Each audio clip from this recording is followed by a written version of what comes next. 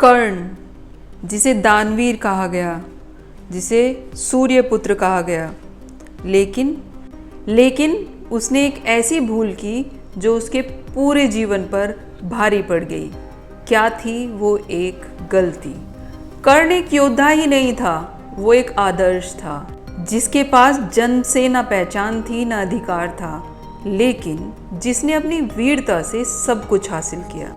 पर उसके जीवन में एक ऐसा मोड़ आया जहां उसकी बुद्धि हार गई और वही बना उसके जीवन के पतन का कारण। ऐसा क्या हुआ जो एक इतने महान योद्धा को इस तरीके का अंत देखना पड़ा? जब कर्ण को द्रौपदी ने सूत पुत्र कहकर अस्वीकार किया, कर्ण का आत्मसम्मान टूट गया और वहीं से शुरू हुई उसकी सबसे बड़ी चूक की कहानी। उसने दोस्ती की उस व्यक्ति से जो अधर्म का प्रतीक था, और वो था दुर्योधन।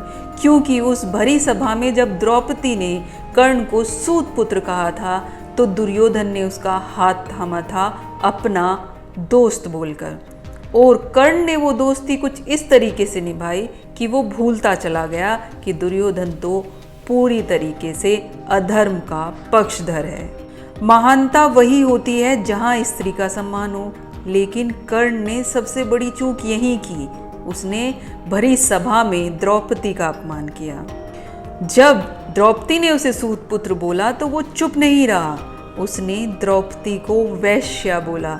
यही कारण था और यही थी सबसे बड़ी गलती जो उसके पतन का कारण बनती चली गई। जब उसने अधर्म का साथ दिया और जब उसने धर्म का अपमान किया, यही एक चीज उसके जीवन में उसके खिलाफ चली गई। कर्ण ने जब द्रौपदी का अपमान किया तब उसने अपने सारे पुण्य खो दिए, और कृष्ण जानते थे जो धर्म के विपरीत खड़ा हो जाए उसका अंत निश्चित है। कृष्ण ने तो कर्ण को एक मौका भी दिया, कर्ण को मौका दिया वो सच बताकर जिससे कि वो पांडवों के साथ आ जाए। पर यहाँ कर्ण को लगा कि उसका धर्म है उसके दोस्त का साथ देना।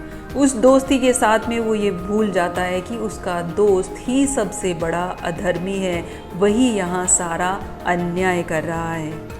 कर्ण युद्ध में नहीं हारा था, वो तो अपने निर्णयों से हार गया था। श्री कृष्ण ने जब अंतिम समय में कर्ण को समझाया कि वो कुंती पुत्र है, पांडवों का भाई है, पर कर्ण ने क्या चुना, वचन या धर्म? गलत इंसान के प्रति वफादारी भी अधर्म ही कहलाती है।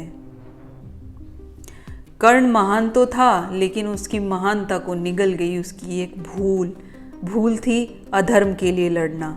कर्ण ने दुर्योधन का साथ देकर धर्म से मुंह मोड़ लिया और यही उसका अंत सुनिश्चित हो गया।